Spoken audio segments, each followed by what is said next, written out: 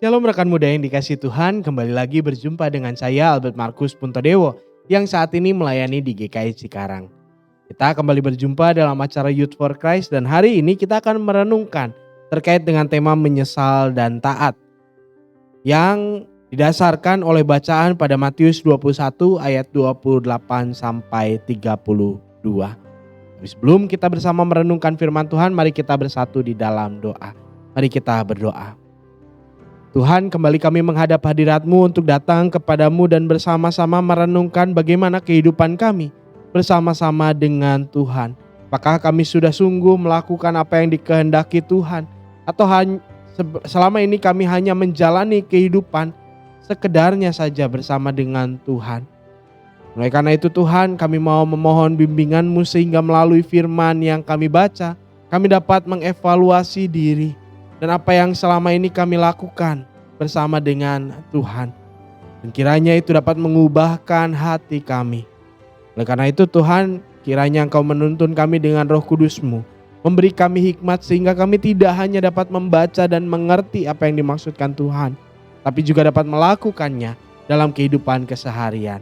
Di dalam nama Yesus Kristus kami berdoa dan bersyukur. Amin. Rekan-rekan muda, dasar bacaan kita pada hari ini adalah Matius 21 ayat 28 sampai 32, khususnya ayat ke-20, ayat ke-30 yang berbunyi demikian. Lalu orang itu pergi kepada anak yang kedua dan berkata demikian juga. Dan anak itu menjawab, "Aku tidak mau." Tapi kemudian ia menyesal lalu pergi juga. Nah, rekan-rekan muda yang dikasih Tuhan, dalam permainan drama Yunani kuno di sana biasanya terdapat seorang narator yang mengatakan apa yang harus dilakukan oleh para aktor yang ada di depan panggung. Jadi ketika narator ini mengatakan sesuatu, para aktor yang di depan panggung akan melakonkannya. Sehingga menjadi sebuah cerita yang dibangun oleh kedua unsur ini. Tapi kalau kita lihat, memang narator ini atau aktor di belakang panggung ini dia pandai untuk berbicara. Tapi dia tidak melakukan apa yang dibicarakan. Nah, rekan-rekan muda, inilah yang kadang-kadang juga terjadi dalam kehidupan kita sebagai orang Kristen. Banyak orang yang mengaku Kristen dan dia berani mengumbar janji-janji yang manis akan ketaatan kehidupannya bersama dengan Kristus. Tapi pada kenyataannya dia tidak bisa melakukan apa yang dikatakannya. Tapi pada kenyataannya dia gagal melakukan apa yang telah diucapkannya. Nah teman-teman, inilah yang perlu kita renungkan bersama. Perkataan kadang-kadang memang mudah untuk diucapkan, tapi perbuatanlah yang sebetulnya menjadi yang lebih utama dalam kehidupan kita. Atau lebih baik lagi kalau kita bisa menyesuaikan antara perkataan dan perbuatan kita, sehingga setiap yang kita perkatakan itulah juga yang kita lakukan. Nah, inilah yang dimaksudkan oleh Tuhan Yesus dalam teks yang menjadi bahan perenungan kita. Di dalam teks ini dinyatakan bahwa ada anak yang dapat berkata-kata manis di hadapan bapaknya, tetapi dia tidak melakukan apa yang dikatakannya dengan manis itu. Tapi ada juga anak yang berkata dengan keras kepada bapaknya, lalu kemudian dia menyesal dan berbuat seperti apa yang diinginkan oleh bapaknya. Nah, penyesalan ini adalah penyesalan yang disertai dengan ketaatan. Bukan hanya sekedar penyesalan biasa. Dan inilah yang sebenarnya diinginkan Tuhan untuk menjadi cara kita beriman kepada Tuhan.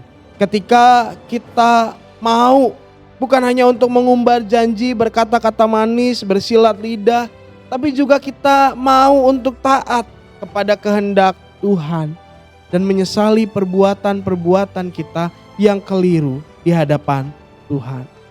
Tuhan mau agar kita mengalami hidup yang diubahkan, agar kita mampu berkomitmen memulai kehidupan yang baru. Sebab Tuhan berkenan ketika kita mau meneladan Ia di tengah-tengah kehidupan kita.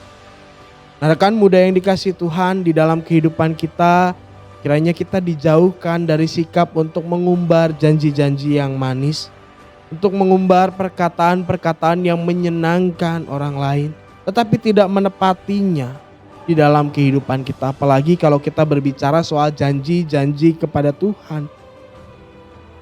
Apa yang kita perkatakan harusnya lahir dari apa yang sungguh kita rasakan di dalam hati kita. Apalagi kalau berbicara soal janji-janji untuk bertobat kepada Tuhan. Untuk menjalani kehidupan yang diubahkan Tuhan. Rekan-rekan muda yang dikasihi Tuhan, Tuhan gak perlu janji palsu kita. Yang Tuhan inginkan adalah agar kita menaati apa yang dikehendakinya. Agar kita menjalankan niat pertobatan kita. Dan menjalani hidup yang baru yang diperkenan Tuhan. Mari rekan-rekan kita bersama-sama berkomitmen untuk meninggalkan dosa-dosa kita ke belakang. Untuk mampu hidup menyesuaikan perkataan dengan perbuatan kita. Dan hidup taat di bawah kehendak Tuhan. Mari kita bersama menutup dengan doa. Tuhan, di dalam kehidupan kami mungkin kami pernah untuk mengucapkan janji-janji yang manis. Entah kepada orang-orang di sekitar kami maupun juga kepada Tuhan. Tapi kami tidak menepatinya. Dan Tuhan, kini kami sadari bahwa apa yang kami lakukan itu Tuhan menjadi sesuatu yang tidak diperkenan Tuhan. Karena Tuhan mau agar apa yang kami perkatakan sungguh berasal dari apa yang kami rasakan di dalam hati kami. Dan kami dapat menjalaninya dengan penuh ketaatan kepada Tuhan. Tuhan, kini kami mau untuk menjalani kehidupan yang dibaharui Tuhan. Dan kiranya Tuhanlah yang membimbing dan menuntun kami sehingga kami tidak kembali jatuh ke dalam jalan-jalan yang akhirnya membawa kami dalam keberdosaan. Tapi biarlah kami dapat dipulihkan di dalam Tuhan, merasakan kebaikan Tuhan dan membagikannya kepada orang-orang yang ada di sekitar kami. Menjadi saksi-saksi Kristus di tengah-tengah kehidupan keseharian kami. Bukan hanya melalui perkataan kami, tapi juga melalui perbuatan kami. Tuntunlah kami Tuhan, bimbinglah kami sehingga kami dapat berjalan seturut dengan kehendak Tuhan. Dalam nama Yesus Kristus kami berdoa dan bersyukur. Amin.